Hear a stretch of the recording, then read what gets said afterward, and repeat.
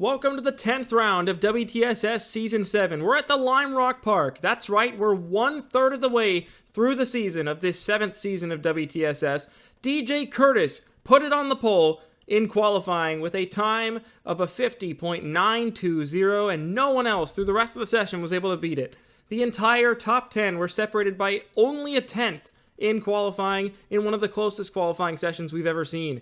This is a fast-paced, fast-evolving road course here at Lime Rock Park. Lap times of only about 50 seconds. Tire fall-off of about 2 seconds once you get far enough into the run. It's going to be crucial to get your track position early because it is a hard pass around here at one of the most famous road courses on the WTSS schedule. 81 laps around a road course sounds like a lot, but it's going to go by in a blur. DJ Curtis on pole alongside rookie Arnie Nugroho. Then it was Benyako and Wilhoit who suffered an engine failure at the start of qualifying. They brought the backup out and he was able to put it on the second row of the grid. Point leader Sean Angel put it in the 6th position in qualifying to crucially defend that championship lead when teammate Shrimp Engrits, who comes in second in the points, finds himself all the way outside the top 20. Who comes out on top after 81 laps at Lime Rock Park? Well, we'll just have to find out and see, shall we? We come off the final corner. The pace car peels in. DJ Curtis is on the pole at Lime Rock Park. He's got 81 laps to try and keep that top spot ahead of the rest of the field. Arnie Nugroho, a rookie, lines up alongside of him in the 2nd position. Then there's 2 rows of veterans directly behind. Curtis takes the green and we're underway at Lime Rock Park. Curtis with a great start. Great jump. He clears Nugroho before we get into turn 1, and that's going to actually allow Alex Benyako to have a shot at 2nd place up through the first couple corners. A 180-degree right-hander to start the lap, and then a 145-degree left-hander directly after, leaving both lines with a chance at an advantage. Curtis clears ahead of the battle for 2nd place as they come up to the hill for the first time today. Nugroho clears Benyako as the rest of the field has kept it clean except for an off from Ryan Bolden, who regains composure and keeps it on the racetrack. The whole field comes over the jump for the first time today in one piece, and everybody looks to be completing the first lap without a single scratch on him. Multiple cars did get squirrely, though. You could see that. Yes, look at Brandon Krasnas. We're 3 wide up ahead. Fabio Vitabassa through the middle between Aiden Shepard and Scott Roush down to turn number 1. Roush will clear before the corner, crucially.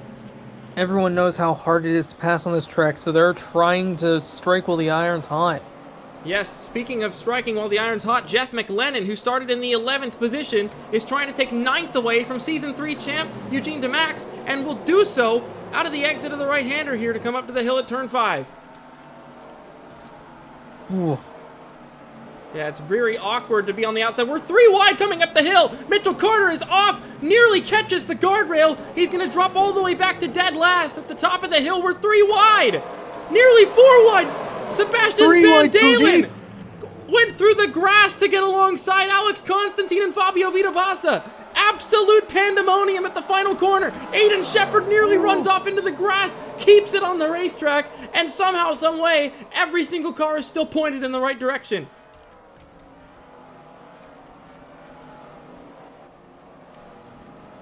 There's William Duncan trying to hold off Mark Nutt for the 13th position there. Crucially, though, DJ Curtis 1.3 seconds ahead of Arnie Nugroho to start this race. Oh, look at Shrimp Engrits on the run up to turn 5. Ooh. Like I was saying, it's a bit of an off-camber right-hander once you get alongside there, or a left-hander, and it can really set the car who is on the right-hand side really awry there as you try to stay alongside up to the run to turn 5. If you can peek a nose down the inside at the final corner, you have the advantage. You can take full action to try and make that pass through that last corner. That outside lane through the final corner is full of marbles and dirt and dust. And if you can force your rival up there, you can make a clean pass for position. Some of these drivers must be seeing double out their windshield and in their mirrors right now, because Daniel Voiles and Fabio Vitabassa, the 2 Scuderia Culo Alfa Romeo teammates, are nose to tail for position for 26th back here. The 2 Santander cars battling it side by side now as Vitabassa attacks Voiles. Van Dalen trying to figure out which side is better off. He doesn't know where to go. I think he ruined his qualifying effort after starting at the back half of the field for the first time on any road course this season, and he's going to get into the back of Daniel Foyles there. Extremely aggressive attempt there to pass, but it does not pay off for the 81. Speaking of aggressive passes, Bobby Frazier swings past Ryan Bolden as the 2 of Daniel Giroux is dropped to the back behind Mitchell Carter now. And so Ditech Van Dalen have a car in third and a car in last currently. Not what they would be hoping in terms of an overall team effort, but they're definitely going to be on Benyakko's side as this race continues on. Sean Angel trying to spook Logan Hill out there at the top of the hill, trying to maybe make him open the door up into the right-hander, but obviously did not phase him in the slightest. Eugene DeMax wants that 9th position back from rookie Jeff McLennan. The former champ kind of got caught napping on the start, and now as we've gotten into the run, he's all over the back of the 81. Over the back of the 87. As Daniel Giroux has re-overtaken Mitchell Carter for 39th and puts the 69 car back to last. Not the pace pickup they were looking for out of that new primary sponsor, but maybe it'll take him a couple weeks to start to get back into the rhythm of things with a fully funded car again. Hopefully not longer than 4 hours. I would have to imagine, though, with the way that the racing world goes, I'd say it probably will. And then, honestly, they might have to see somebody to figure out how to right the direction that team is going in.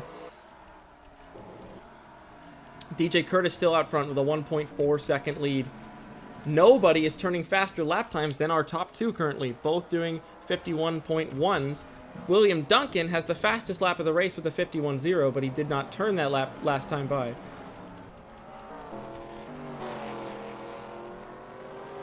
I think as this run carries on, we're definitely going to start to see people show their advantages on both long run and short run pace. Chris Louvier is all over the back of reigning champion Mark Nutt for 14th place.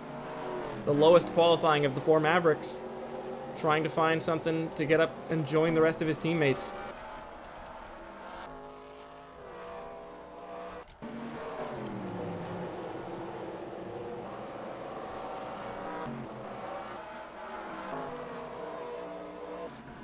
This is going to be a track where lap traffic is going to become a factor as well.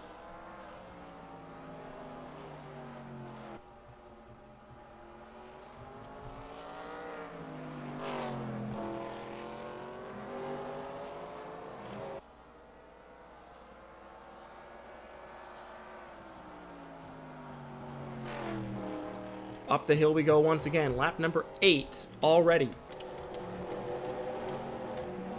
Allison Figueroa was the fastest car on the racetrack last time by and turned the 3rd fastest lap of the entire race.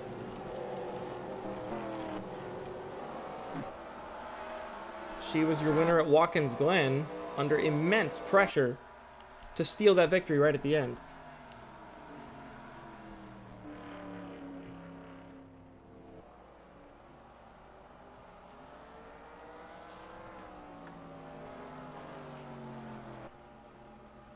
DJ Curtis has not won a WTSS race since just past halfway of Season 5 when he won the 22nd race of that season. It would be his 3rd career victory if he pulled it off today.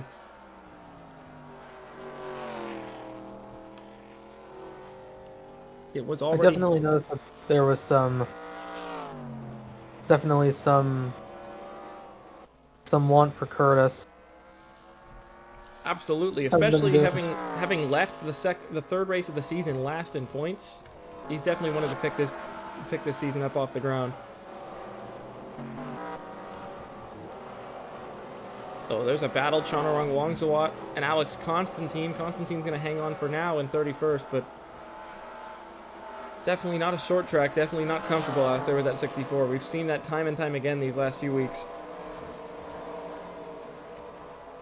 As Bobby Frazier continues to fight with Ryan Bolden, he takes the 37th spot back from the Hatsune Miku badged car. But meanwhile, it is not over for Tristan Wilhoit.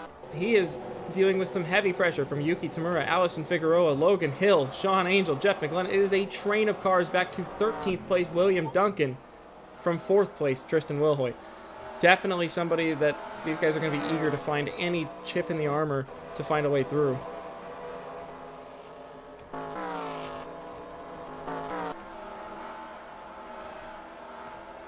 Van Dalen on Voiles here for 27th.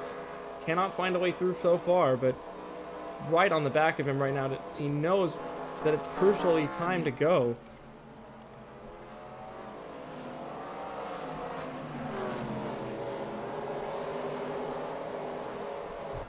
One interesting detail about DJ Curtis in WTSS. Every time he has ever won the pole for a race, he's won that race. His 2 career victories have both been from pole. So, if anything, that is definitely something to feel confident about if you are working on that 54 team. As Elijah Innes attempts to overtake Ray Takeda for 35th place, side by side on the run up to turn 5 here. Takeda on the exit with the advantage. Side by side, Innes pulls ahead at turn 6 and through on Ray Takeda. Big move for rookie Innes, and that's going to allow Frazier to peek down the inside and try and follow through, and does on the exit, and might put Takeda even more vulnerable to maybe Bolden or Giroux down to turn number 1.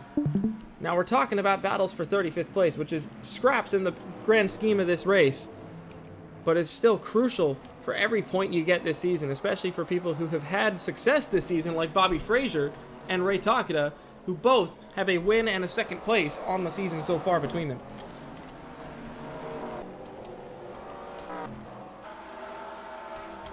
Chris Dodd on Eugene DeMax for 10th place in the final corner. Big move, big commitment from both drivers, side by side across start-finish. There's Jeffrey Finguy as well. Chris Dodd's pseudo-teammate. That partnership between CJ Racing and Finguy Saitomi continuing strong. Dodd, your winner at Canadian Tire, trying to sneak through and get up into the top 10. Here, 13 laps into this race. 2 former champions side by side. Through the right-hander at turn 4. Dodd noses ahead, but it's going to be preferred line for DeMax. If he can't clear him, DeMax files back through, side by side up to turn 5 now, up the hill. Give the position back to Eugene DeMax. An aggressive battle between all of them. The top 2 are absolutely gone. They are running lap times miles quicker than the field behind them. But it is not over in terms of the battles behind them right now.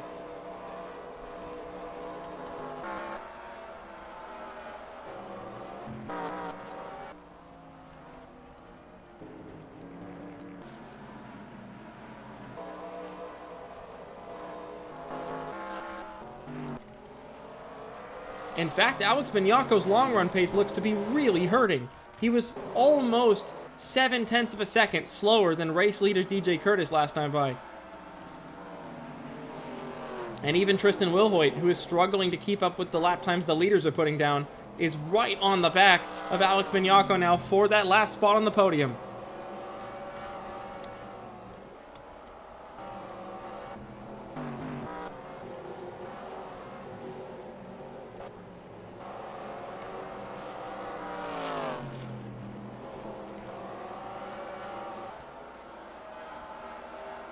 Oh, here we go. Back down the inside. Sebastian Van Dalen tries again on Daniel Voiles. They stay alongside on the exit of the final corner. The extremely aggressive rookie Van Dalen stays alongside into turn 1, side by side for 27th position, which I would imagine is not where he imagined he'd be fighting for at the start of this weekend. But Van Dalen always has this never give up attitude about him, and even if it's for 27th place, he's going to fight this like it's for the race win. Staying side by side to the right-hander at turn 4, Van Dalen goes, trying to get ahead of Daniel Voiles, can't find it through there. Preferred line for the 13, and he's going to clear back ahead of Van Dalen once more.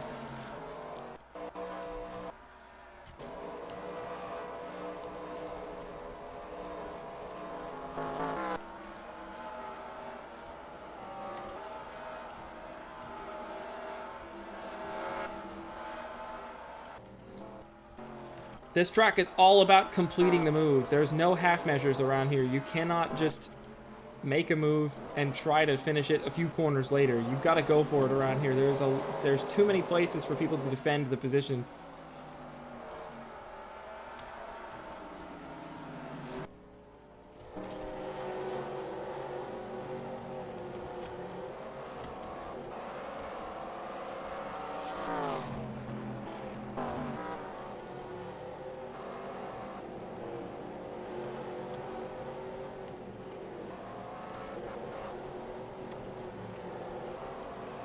Oh man, they're going again. Side by side. Sebastian Van Dalen. Oh, Voiles chops him into the right-hander at turn 6. What a block there from the 13. To keep that position once more is big move down the inside into turn 1. Hujian on Ryan Reid. Turn 1 is not a big passing zone here at Lime Rock Park, at least in a stock car. You may think so with other cars, and that is true, but the way that the corner opens up, the car on the outside has a lot of defending power as the 18 of Jake Stevens is reporting a massive engine failure. And the Rocket Atkinson rookie, who was confident, hoping to be coming into this road course with a chance at a race victory. After how this season has gone, it's game over. 17 laps into the race, and he will finish dead last. Thankfully, everyone was able to avoid him. He stayed off to the right-hand side of the racetrack, and everybody was able to file past. Side by side between Bobby Frazier, who's trying to take 35th away from Elijah Innes, and does so. Here comes Ryan Bolden to try and finish a double pass on the one car, but he gets loose on the exit while trying to clear on the final corner. And I think that's going to allow Innes to clear back through into turn 1. Yes, it will.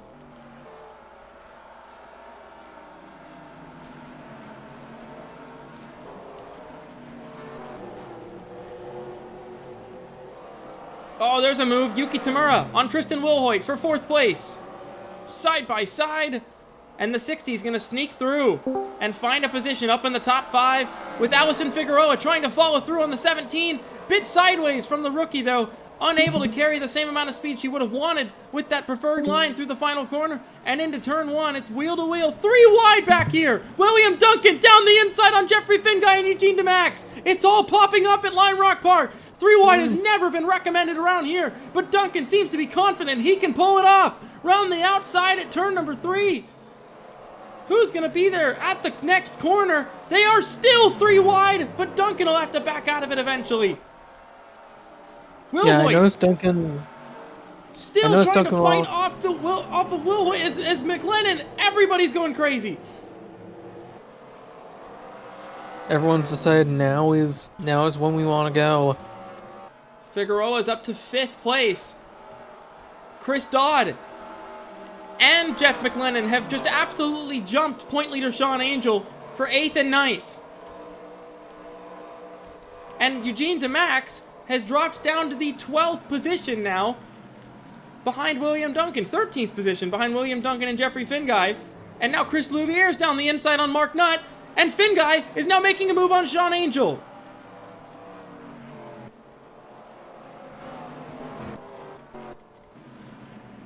Moves going on everywhere inside the top 15 right now.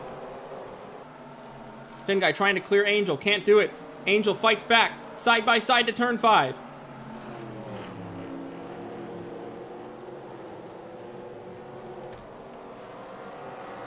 Finguy gets the run up to the right-hander. Preferred line on the exit. Jeffrey Finguy up to 10th place, into the top 10 now.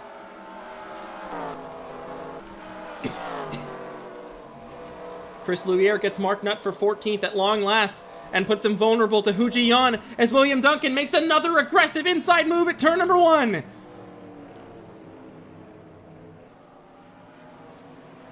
This is the same aggression that won him the race at Willow Springs, coming from 14th on the grid. It's a lot harder to clear around here, though. Can he complete the move on Sean Angel on the exit? It's preferred line for Angel if Duncan can't clear. And Duncan cannot. Duncan loses out and keeps himself in the 12th position for the time being.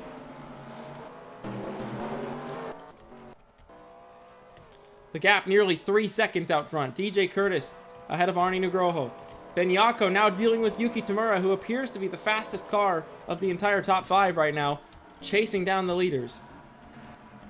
but she's got to find a way past Nugroho, who has arguably been one of the harder drivers to pass this season, as we saw in that rookie shootout at Jukasa, as Shrimp Engrits is down the inside for 18th place on Jake Stavanaugh. Engrits comes into this race second in the championship. This would be a very important pass to make.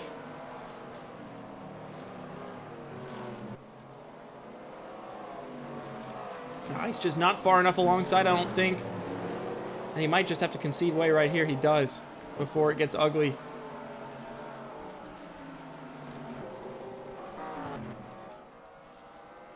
Tamura all over the back of Benyako, trying to squeeze through for that third position for the last spot on the podium. Unable to find a way through this time.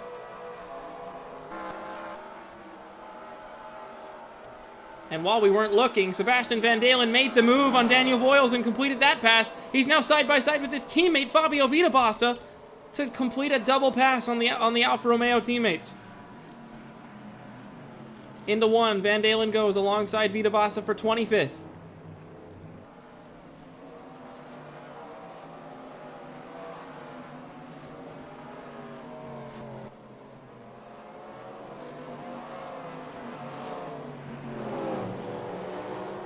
Not a good run through that right-hander. Vitabassa defended well. Should have the preferred line and to clear before turn 5.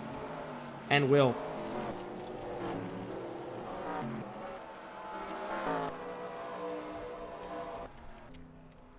DJ Curtis has now almost fallen a second slower than his fresh tire runs at the start of the race. So we are now beginning to enter the really rough part of this tire wear phase, as Van Dalen has fallen back behind Daniel Voiles for 26th place and now puts himself vulnerable to Brandon Crasta, who has come absolutely alive from the back of the field, chasing the 81.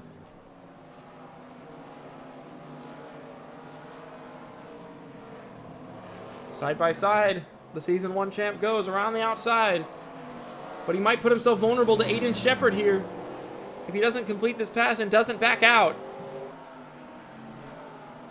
He does back out just in time to fill the gap between Van Dalen and Shepard.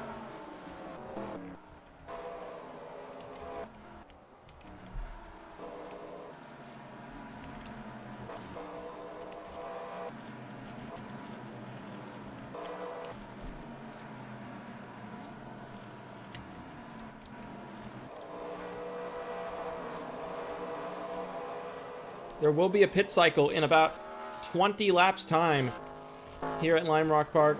It'll be a one-stopper, so make it count.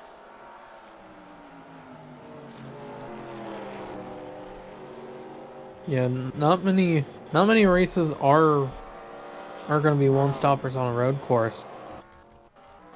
That's just another quirk of this track being so short. Ooh, whoa! What an aggressive attempt for Jake Stavanaugh on teammate Ryan Reid. Reid holds his head high, though, and commits to the move around the outside to keep the position.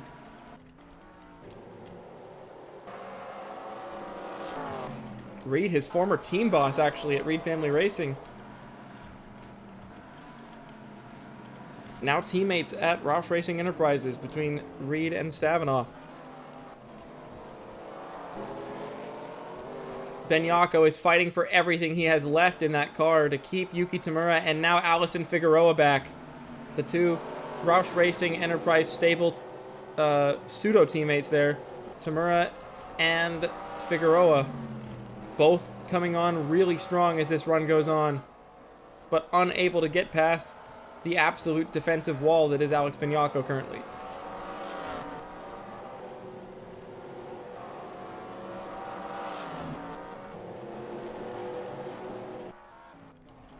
There's going to be a couple cars that are going to get caught by race leader DJ Curtis within the next 15 to 20 laps. Those including Mitchell Carter, Ray Takeda, and then the back of the field being Dan Giroux. Carter and Takeda, though, shockingly slow, especially Takeda, who battled for the win and came 3 laps short of winning Watkins Glen.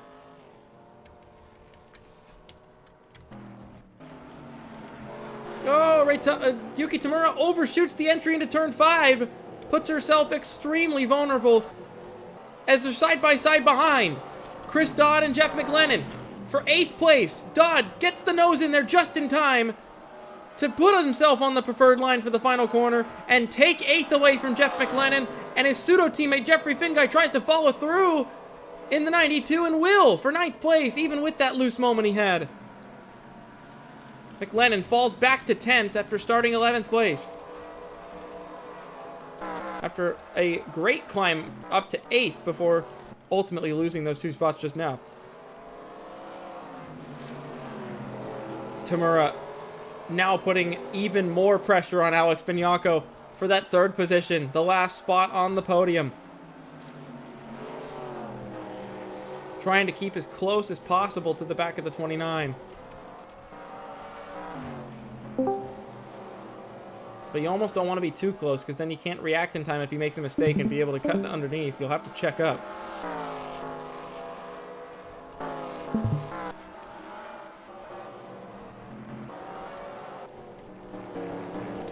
Kyle Bichelia versus James Gibson for 32nd. It's a big battle up the hill to the right-hander. Gibson's not on the preferred line now. That's going to give Bichelia 32nd ahead of the 75. But will not put himself vulnerable to Bobby Fraser behind. He does a good job at getting right back onto the racing line. 5.3 seconds. DJ Curtis out front. Absolute domination to start this race off. It would take a terrible adjustment or bad traffic to cost him at this point already. It is an unbelievable lead. That is unusually large for WTSS races.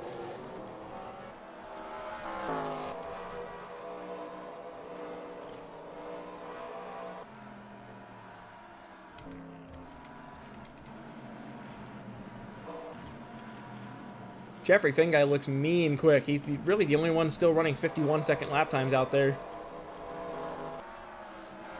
He's going to be ruining that qualifying. Even though he did start in the top 15, he's only up into the 9th position currently when he could be battling up at the front of the field.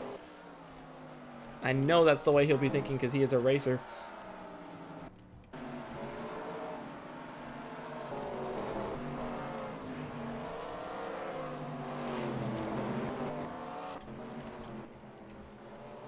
Alex Constantine forming a bit of a train behind him now. That car has fallen off a cliff in the 64. He has been doing very well holding off Wang Zawat. Wang Zawat, a driver still looking for that pick-me-up race this season.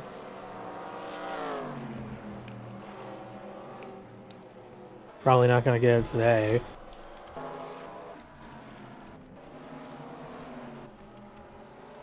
Team boss Marcus Atkinson defending Wang Zawat's season up to this point.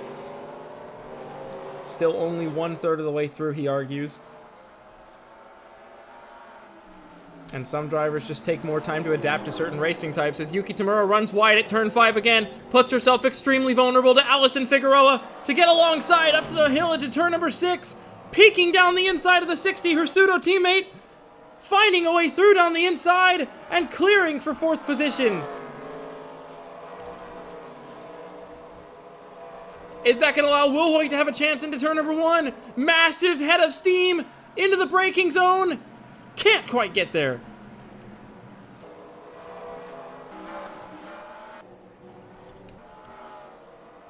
Oh, there's a possible battle. Gibson and Bichelia may not be done. And Wang Zawat, out of the final corner, peeks alongside Constantine down into turn number 1.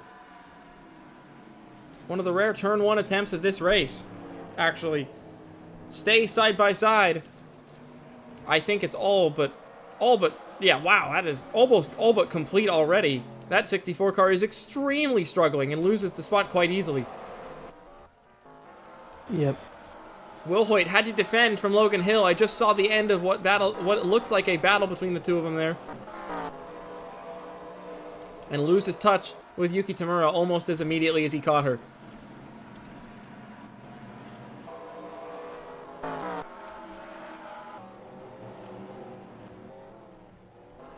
DJ Curtis is now only, I'd say, less than 10 seconds behind the back of behind Mitchell Carter and Ray Takada. Now those two basically are in another racing division at this point. Their cars are so much slower than the rest of the field. There's a whole front straightaway between themselves and the rest of the pack. There's missing the setup, and then there's missing that much. I mean, that's crazy. Mitchell Mark trying to overtake Cale Teskar Jr. for 21st place. And he does! Clears before the corner at turn 5. Big move for the 21, for the 28. Yeah, Teskar has been struggling at Lime Rock today. He's been doing very well on road courses up until this point. Yep, the last couple road courses have really seemed like his Achilles heel in terms of his pace. Sebastian Van Dalen is back through on Daniel Voiles once again, but oh man, I think we almost just had a driver take a trip off the top of the mountain.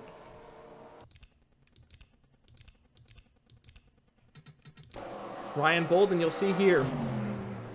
Side by side with Elijah Innes, overshoots the corner, gets into the side of the one car, and man, oh man, that's a heart-in-mouth moment for Ryan Bolden, but what a save for the number 7 car. That is showing his experience right there.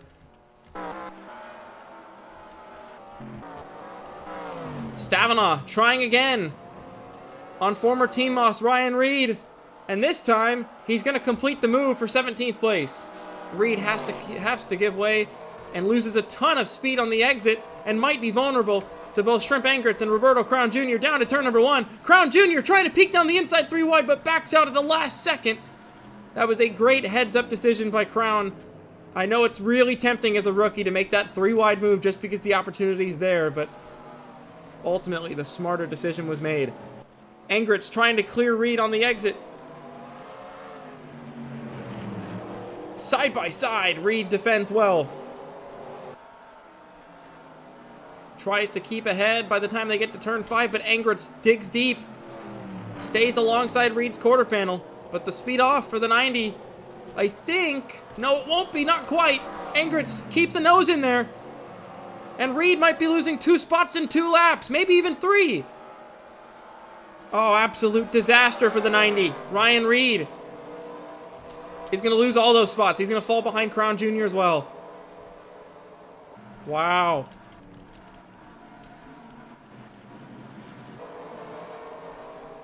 And James Gibson loses out to Bobby Frazier, Elijah Innes, and is going to be under pressure from Daniel Giroux if he's not careful, but Giroux doesn't get to him quite in time.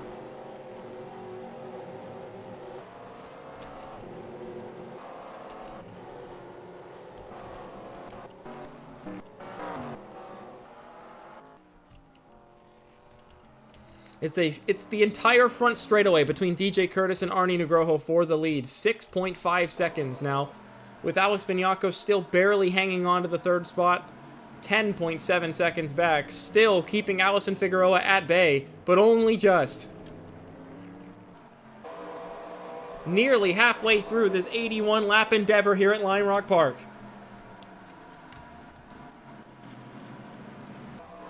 Does anybody possibly go for an aggressive undercut strategy here? I don't know. We're now almost to the point where it's 2 seconds of fall off. We're about 1.5 seconds of fall off right now this far into the race. If you make an undercut, you're going to be struggling at the end of the race. There's a couple of pseudo teammates battling side by side. Finn Guy wants the 8th spot away from Chris Dodd, but Dodd holds strong for now. Bobby Frazier for 32nd on Kyle Bisceglia. Side by side, Bisceglia keeps it for now.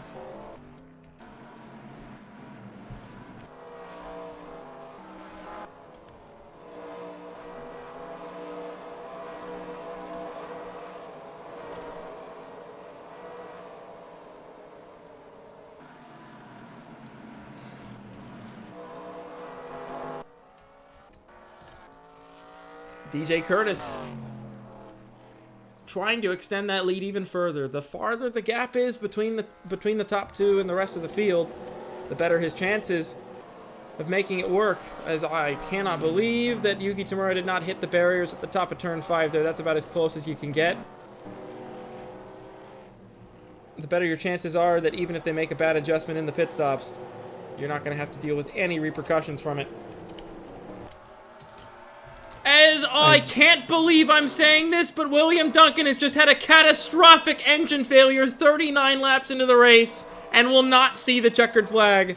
And that is the second Maverick engine failure of the entire weekend, and I think the 10th on the season for that team. I just cannot believe what I'm seeing right now. This has got to be the worst run of mechanical gremlins a team has ever seen in the WTSS. We mentioned during qualifying the team boss saying that you just can't feel secure, and that's what he means. Even with a good qualifying, it is just not a comfortable feeling knowing that the engine could go at any moment as Will Hoyt loses out to Logan Hill and possibly Chris Dodd out of the final corner. The Season 4 champion alongside the Season 5 champion for that position. You may notice around Lime Rock Park that if you're a former champion of the series, you normally do pretty well around here. Basically, every series champion is within the top 12 positions. Top 15 positions, at least, with Mark Nutt back in 14th. The only exception to that rule being Brandon Krasta back in the 29th spot. Will Hoyt continuing to lose spots. He's lost out to Dodd. He's side by side to try and keep Finn Guy back for the 8th position. When it rains, it pours. And that's his teammate, Jeff McLennan, one of the drivers involved in his qualifying disaster, right behind. And it pours for Tristan Wilhoit. He drops out of the top 10 from 5th place. And just like that, in the span of 4 laps, Maverick Motorsports has gone from a car inside the top 5 and all 4 cars in the top 15 to 1 car out of the race and a best position of 9th place of the positions.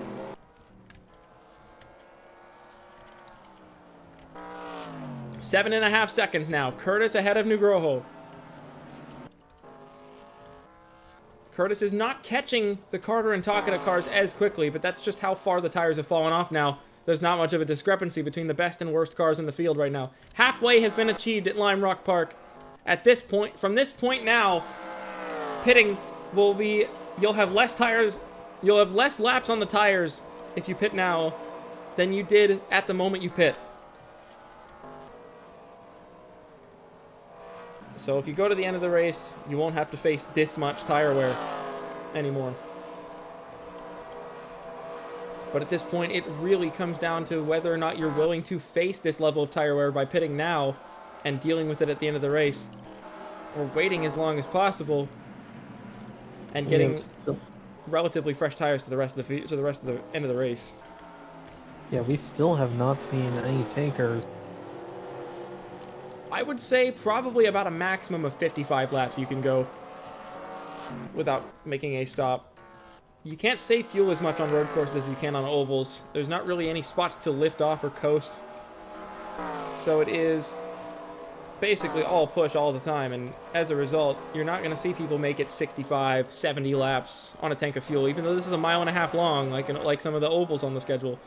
It's not going to happen. You're going to see maybe a maximum of 55 laps, maybe 60 if you've really been trying to save, but that's not real. Fuel saving's not really a thing you need to be doing in WTSS road course racing.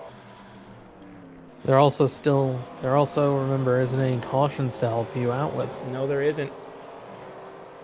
Oh man, Figueroa right there. All over the back of Benyako. That 29 has been vulnerable this whole run, but so far has been able to keep his composure under the braking for these corners. Curtis starts his 44th lap of the race without a single person blinking to the pits yet.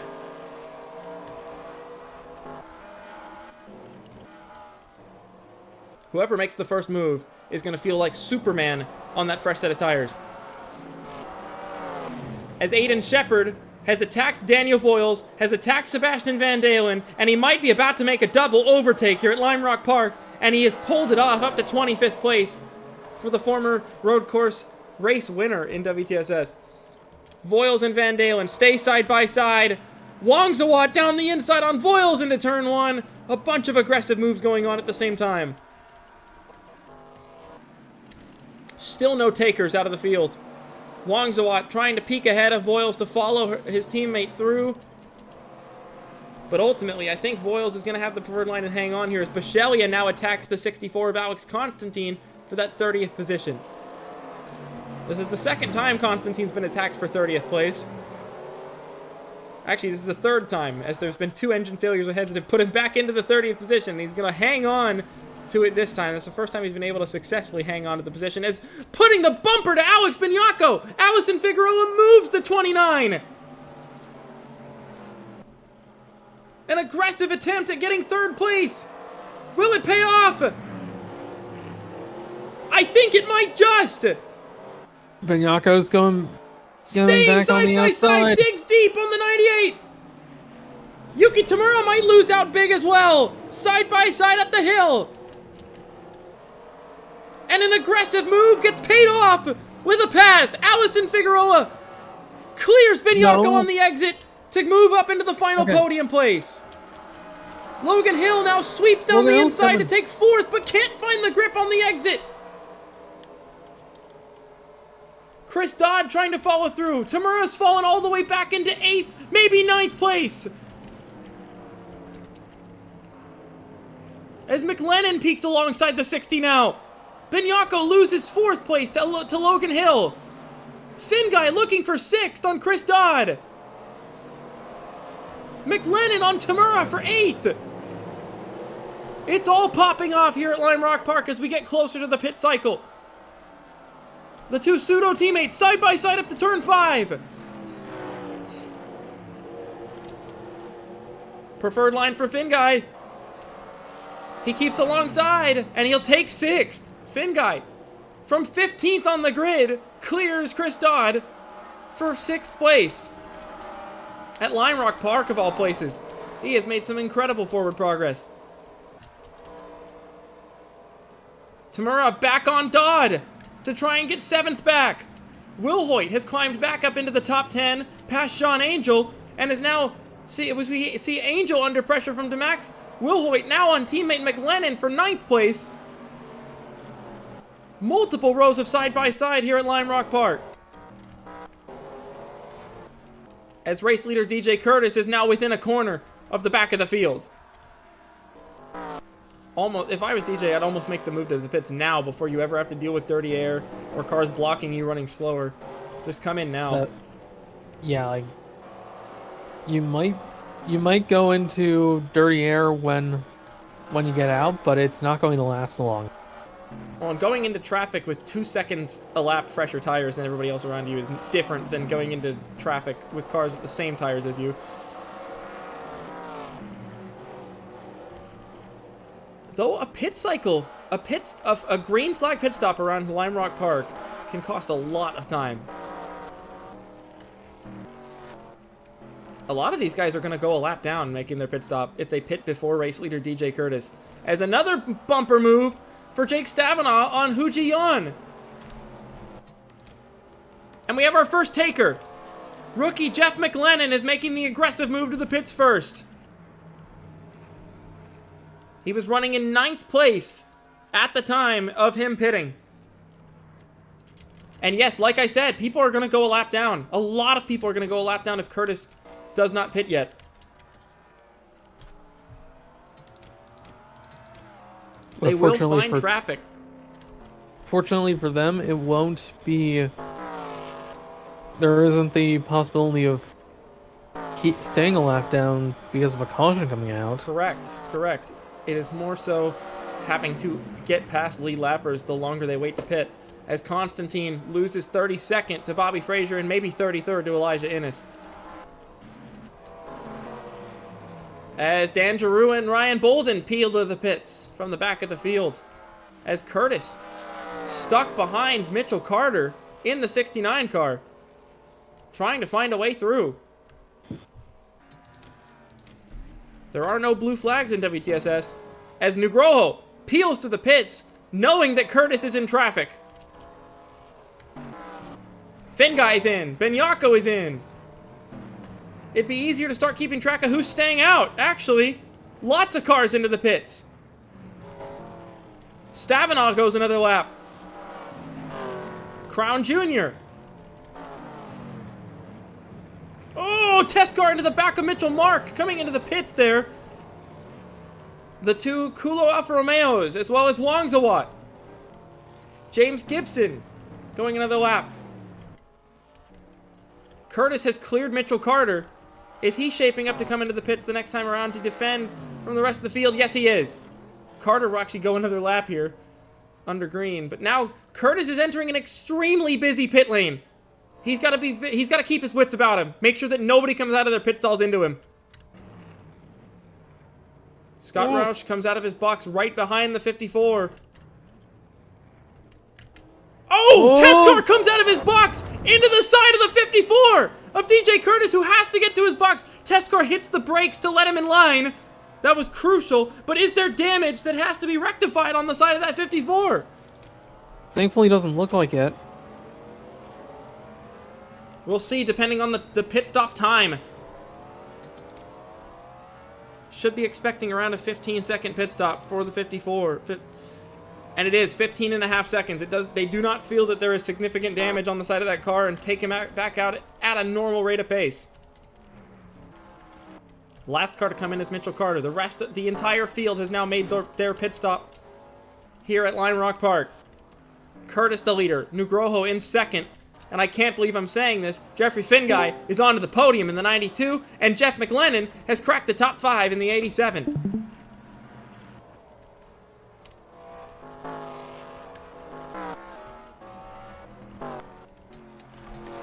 But crucially, DJ Curtis has come out still with the race lead, and I think an even larger gap over Arnie Nugroho than he had before.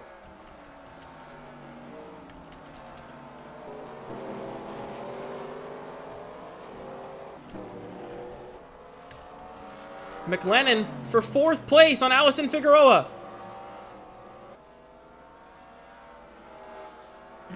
His tires are already up to temp. He's trying to take advantage of that as he still can.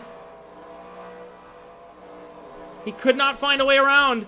As right in front of him, tire failure for the 98 of Allison Figueroa. Oh no! Peels off to the side of the racetrack. That's bad. And you have to wonder, did they give her a tire and the valve stem popped off? That's her first lap on those tires, and it blows up out of the final corner just after finishing her out lap. That is heartbreaking for your Watkins Glen winner. She was just up in the 4th position and everything, about to get 2 road course top 5s in a row. Oh my god, that's gutting for Allison Figueroa. That's going to promote Logan Hill up into the top 5. That's going to promote Chris Louviere up into the top 10. She's going to have to limp all the way back around after blowing a tire on the front straightaway. That is an entire lap of flat tire running. You just can't make this up. That is so unfortunate for Allison Figueroa.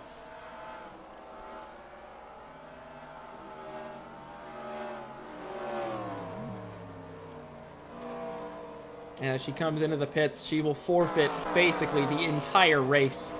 She's going to be dead last by the time she comes out of the pits by quite some margin. And you just have to feel so bad for Allison Figueroa. Nugroho. The gap is 4 seconds now. It is much closer than it was before the cycle. 7 seconds was the gap before. Jeffrey Finguy just turned his fastest lap of the entire race and the 2nd fastest lap of the entire race. And it was a lap that would have been good enough to qualify him in the 4th position. That's how good that lap was. But I'm shocked to see the time set by Brandon Krasta, which would have put him 3rd place on the entire grid for qualifying. I don't know what adjustment they found on that 63 car, but apparently they couldn't find it at any other point during the weekend. Nugroho gained another 2nd on Curtis that lap. Hold on. What is going on here? Have they made a poor adjustment on the 54?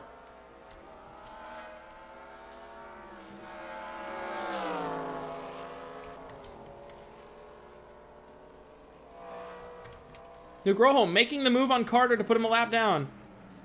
Crucially right now. And even then, even stuck behind Carter for a lap. It was a 0.3 of a second gain. Curtis is struggling. I think they might have either missed the adjustment or Nugroho's team nailed it. Maybe both. Figueroa comes out of the pits on the same piece of racetrack as the battle for 5th place. Chris Dodd, Alex Bignacco. Tough break for Bignacco here. I think he's going to lose out maybe. Maybe he won't. Preferred line for the 29 here. Dodd keeps his nose in it. Way up the racetrack goes Yuki Tamura, and now finds herself vulnerable to Tristan Wilhoit. Wilhoit's going to take 8th back from the 60 here. Nugroho turns the second fastest lap of the entire race and brings it down to 1.6. He gained a second on... And the fastest lap of the weekend goes to Jeffrey Finguy in 3rd. 50.872. Oh man, this is accordioning at the front of the field. The top 3 are all coming together. Curtis the leader. Nugroho in 2nd. Finguy in 3rd. All running faster laps than the car ahead of them. They do have lap car of Mitchell Carter in between them. They do. Carter will have to be cleared by Finguy. Nugroho already cleared him. Nugroho's already caught Curtis! 52.0 versus a 50.89! Nugroho's here for the lead already! 50.95 for Finguy. Round the outside! Swings it down the inside on DJ Curtis! Arnie Nugroho leads! Or does he? Side by side up to turn 5!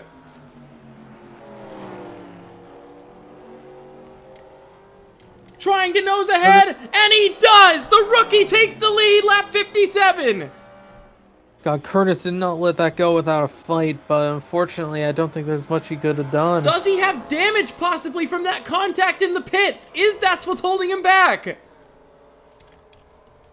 Maybe he has a tire rub or something.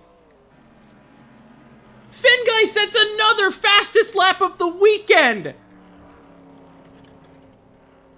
The big part of that now is that Nugroho can run free with no one in between him.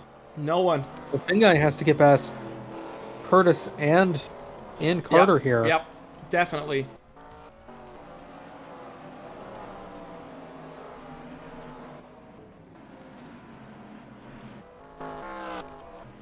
Actually, the fastest car on the racetrack is Brandon Crasta, 29th. He turned the fastest lap of the weekend, faster than what Finguy just turned. But he's in 29th place, so it's not really going to help him much. I mean, it's some good. Look at the gap. Mitchell Carter's quicker than DJ Curtis. He's a second a lap slower than everybody else around him. Finguy is still turning sub 51 laps right now. 50.9 again.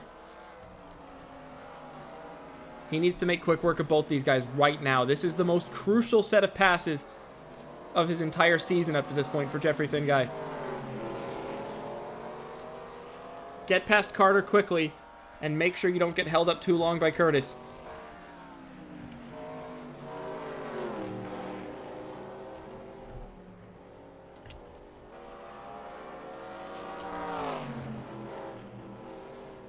He's going to have to wait till the front straightaway to get that 69 car, I think.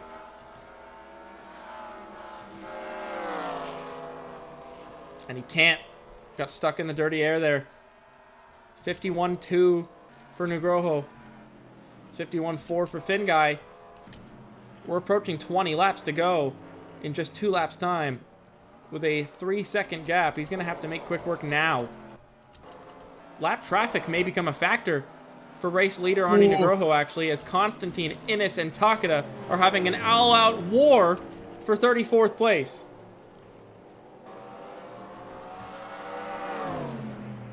Give the position to Constantine ahead of Elijah Innes. Whoa! Big save from Ray Takeda there.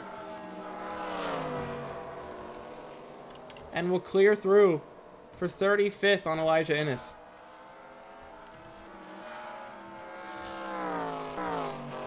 And Finguy missed the final corner completely. Oh, that's basically chances of winning the race over. Second place is still not off the cards, of course, but That was all the momentum he had just came to a grinding halt there. And you just got a feel for DJ Curtis. Oh, that's just a missed call. Honestly, he should have come in a lap earlier. He should not have come in when the pit lane was full. Even coming in a lap later when the pits were empty probably would have been a better choice. But that contact in the pits, I would have to imagine, is the reason for his sudden drop in pace. He's almost a second slower than every other car in the top 10.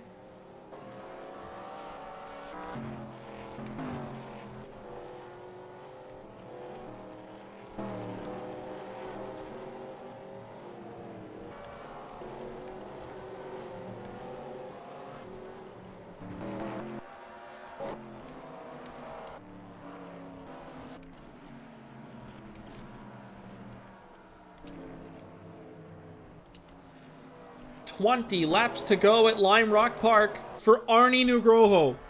Jakarta Auto. Running a year outdated Toyota Camry.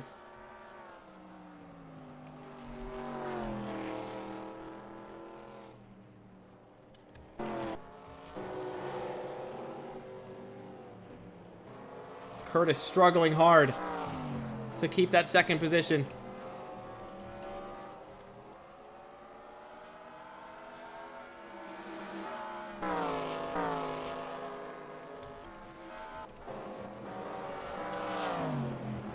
Sean Angel attacking Chris Louviere for 10th. Can't quite find a way through that time.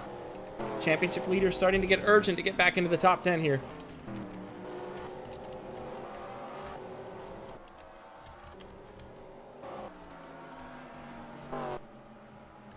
And there is the accordion right there. Carter has caught Curtis. Finn Guy has caught Carter. And it's all an all-out brawl. Here comes Finn Guy on Mitchell Carter. Swings himself way out to the outside of the track and has to back out of it. An aggressive spot to try and make a pass in the first place, and it does not pay off. He is going all-out war on these two ahead of him. The urgency meter has hit maximum for Jeffrey Finn Guy as he runs off the racetrack in the second to last corner and has to back off once more. Just making too many mistakes now. Finn Guy had an opportunity. There was a window for him to get through on these guys and make a charge at Nugroho for the lead, but it's too late now.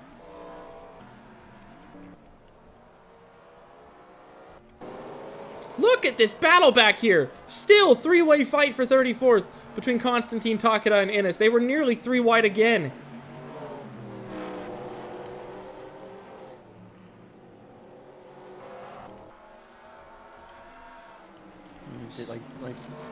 Did I seriously blow up again?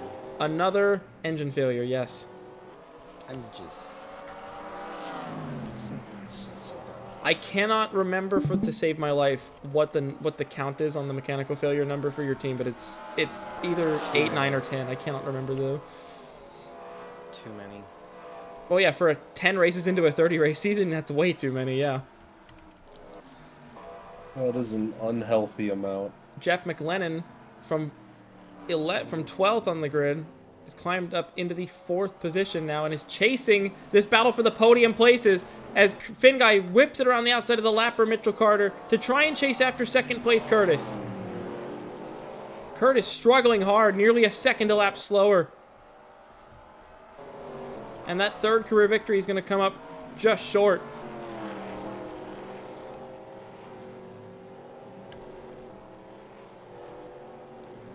Logan Hill chasing this battle as well. Figueroa might have a chance at passing Carter by the end of this race, but that's basically all she can get.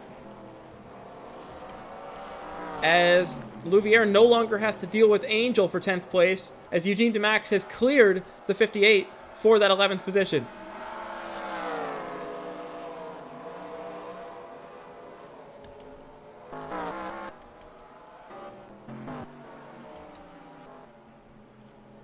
And when we weren't even looking at it, DJ Curtis has fallen out of the second place.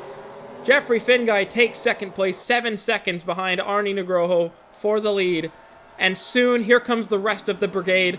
I don't even think Curtis is going to finish top 5 today. I honestly don't. That car is wounded. It's just trying to make it to the finish. And he's a second slower than the cars behind him per lap. And we still have 14 to go this time by. It'll be 15 to go, actually. And a problem for Jeff McLennan. He's into the pits. I don't think it's a mechanical failure. I think it's a tire rub from a pit contact or something. Man, oh man. When it rains, it pours. Unbelievable. And we won't know if it's a tire rub or not. It won't tell us. But they're changing the tires on that car. It's a splash of fuel. McLennan was the first driver to come into pits. I think they maybe put too little in. I don't know. Maybe they're just putting a splash of fuel in for security, just because they're coming in anyways. But it's so unfortunate. And it's a 17-second stop. You almost have to wonder if there was some damage repairs there that we just didn't get to hear about. Nugroho has caught the back of the field. 6.7 seconds. The one car I had that was like actually running really good. I believe it was a tire rub caused by a pit contact. Of course, because I can't have anything ever. It's either that or a fuel miscalculation. I don't know which is better or worse, but there's a huge battle for position just up the road from race leader Arnie Nugroho. He's got to play this strategically here. Absolutely make sure he knows what he's doing with each move he makes. And there's another one. We saw a ton of pit road collisions. Kyle Bichelia is into the pits for a tire change only, no fuel. That is a contact-related tire change for Kyle Bichelia there. That is absolutely unfortunate for him as well. Anytime you see those tire changes exceed 15 seconds, normally there's some damage repairs. There's 17 seconds for McLennan and 16.5 seconds for Bichelia. 5.3 seconds the gap now. Nugroho's got to start getting moving here. Finguy is catching him about a second a lap now with this traffic. Is this race not actually over for Jeffrey Finguy?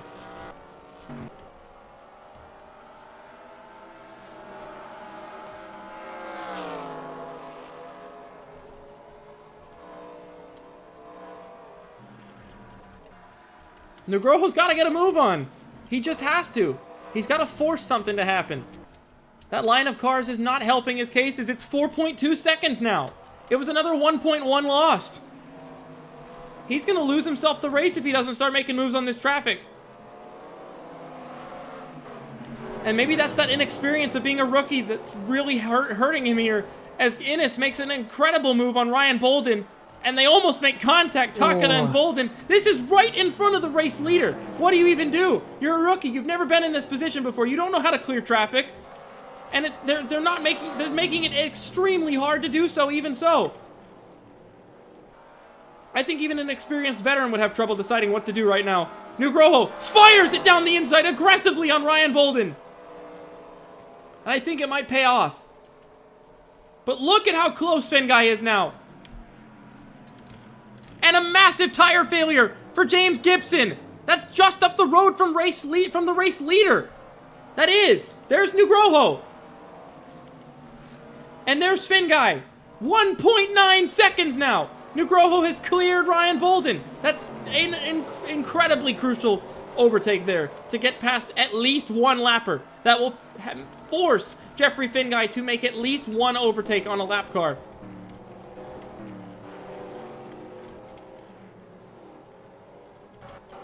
I'm almost afraid to ask, but where's the 2 car? Rookie Daniel Giroux finds himself in 30th position with 10 laps to go this time.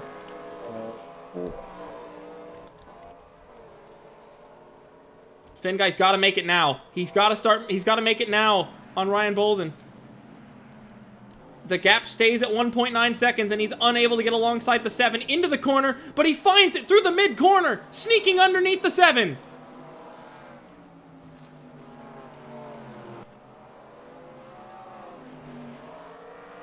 And he clears. That's crucial. That is so important. What do you do if you're Jeff McLennan? You're a lap down, but there's still positions to be gained with your fresh tires. How do you play this with the race leader? He's also a rookie, so he's also got his own decisions to be carefully made here and not mess up the race leader's chances of winning this race. I think it may have specifically been Ryan Bolden who was holding that group up, because now Nugroho is not being held up by the traffic ahead, and it will now come down to the pace between himself and Jeffrey Finguy to decide who wins this race. And possibly McLennan unlapping himself from Nugroho that could also play a factor in who wins this race. Nugroho has to run the wider line through there, loses a bunch of time. Curtis has now dropped out of the top 5 and is under major pressure from both Tristan Wilhoit and Yuki Tamura. And you just can't feel anything but sorry for the man who was on pole and led the entire first half of this race, that a contact in the pits is going to cost him a chance at making it any further up the order in this race. As Wilhoit runs a bit wide at turn 5, opportunistic pass for Yuki Tamura at a very weird spot to make it, and pulls it off. Preferred line now into the final corner to clear. 1 second. 1 second. That's the gap. Finguy has erased everything out front. He has driven like a champion all day today. From 15th on the grid at a track like Lime Rock Park, that's unheard of. No one has ever won this race from outside the top 10. No one has ever won this race from outside the top 5 as far as I can remember in this race. He's come from 15th place to chase down race leader Arnie Nugroho with just 8 laps to go, coming to 7, and there's more lap traffic to deal with before this race is over.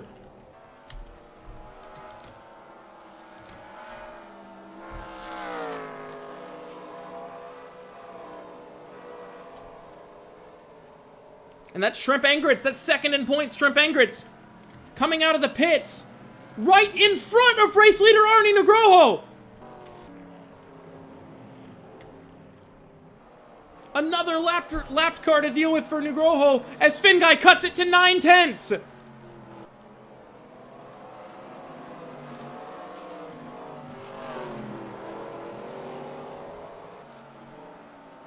This is for position now. McLennan has now caught cars that are for position on those fresh tires. So keep an eye on these guys, because that could get feisty up ahead. And the more battling up ahead of race leader Nugroho, the worse it's going to be for him. Finguy's there. It's nearly half a second now. This race is not decided yet. 4/10 of a second gained to bring the gap down to 4.5 tenths. Can Jeffrey Finguy pull a miracle? He's up to the bumper of the 45. No traffic involved. He is just that much quicker. He saved his tires better than the 45 of Nugroho. He's on the bumper now with 6 laps to go. Jeffrey Finguy, his last victory came in the closing stages of last season. He wants to find a way to victory lane for what would be the 6th time in his WTSS career.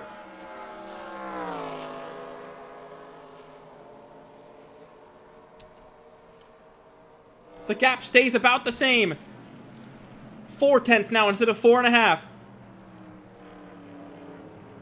But look at how strong he is through turn 1. He's even closer to Nugroho than he was before. These slower corners are just that 92's absolute sweet spot on the setup. Can he get the run off? He nearly presses on the right rear of Arnie Nugroho. Sideways up ahead. Ray Tuckett and Elijah Innes nearly making contact. Is their battle going to get in the way of these leaders? Finguy peeking on Nugroho. Can't find a way through there. Side by side between the lap traffic right in front of the leaders. Nugroho has to peek down the inside. Ray Tuckett is in the way. Finguy goes down the inside as well. Crucially, neither of them actually have to wait behind the 50 into turn 1. But neither of them are able to clear either. 1/10 of a second between the two of them. Both of them are side by side with Ray Takada. Finguy to the outside at turn 5! Side by side up the hill for the race lead! Nugroho hangs on to it for now, but he knows the pressure's there, and Finguy's making him feel it. Can the rookie hold strong for 3 more laps this time by? 4 more laps. Finguy with an incredible final corner. The gap at a quarter of a second with 4 laps to go at Lime Rock Park. He tries to put the nose down the inside. And the traffic is still going to play a factor. The traffic is still absolutely going to play a factor. Nugroho could not clear the 50 of Takada and will now have to deal with her being right in front of him for the rest of this race.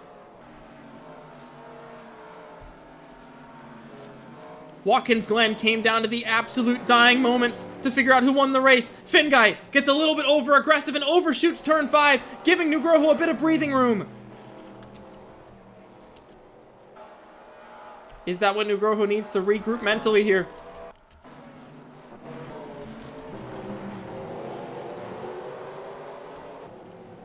I don't even think DJ Curtis is going to finish in the top 10. Look at this group of cars behind him.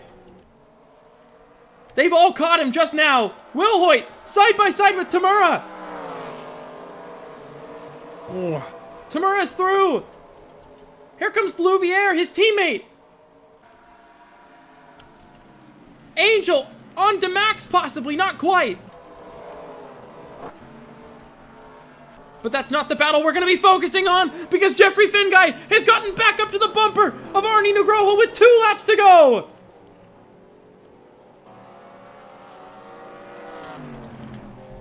It's going to be 1 lap to go at Lime Rock Park for Jeffrey Finguy and Arnie Nugroho. Who comes out on top? Can Finguy pull a miraculous last lap pass? 1 lap to go for Arnie Nugroho. The rookie's got to hold his composure for 1 more lap. Turn 1 has always been Finguy's strong point. And look at how much ground he pulls right back up to the 45. You've got to get creative with your pass here. It's got to be into the second to last corner. Finguy peeks around the outside! Is he going to put himself vulnerable to a bad run off the corner? No, he won't! Nugroho ran wide! He's feeling the pressure all the way to turn 5! 1 final time up the hill! Finguy nails it! Get the run. Peeks to the right-hand side to try and make him feel the pressure! Nugroho hangs on into the braking zone in turn 6! 1 more corner to go! Can Jeffrey Finguy pull a run to the line out of nowhere?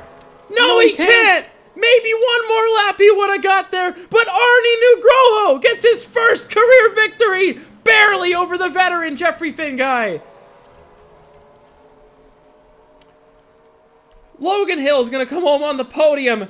Chris Dodd and Alex Bignacco, the top 5. Curtis loses out to Tamura and Will Hoyt, but will salvage a top 10. Louviere and Demax, your top 10 finishing results. But unbelievably, I can't believe he did it. I didn't think he was going to hang on. But Arnie Nugroho has held off a 7-season veteran of Jeffrey Finguy to score a first career victory at Lime Rock Park. Was that the fourth driver to score their first career win this season? Yeah, yet another first career victory. This time it's Arnie Nugroho. Finguy pushed him all the way to the end. It would have been a miracle. It was a miracle. 15th place to 2nd is already a miracle in itself at Lime Rock Park. He nearly completed the complete story, though. It was a race of domination in the first half and an absolute thrilling battle all the way to the end in the second half. But after 81 laps, there was only 1 driver that could stand on top, and it was rookie Arnie Nugroho, absolutely keeping a cool head above the pressure of 7-season veteran Jeffrey Finguy, who was on a mission to try and win this race from 15th on the grid. Next week, WTSS travels to Nazareth to return to short track racing for 125 laps in Pennsylvania. But that is still a week away. Right now, we celebrate to congratulate Arnie Nugroho on a first career victory in WTSS at Lime Rock Park. We'll see you for the next race in Nazareth.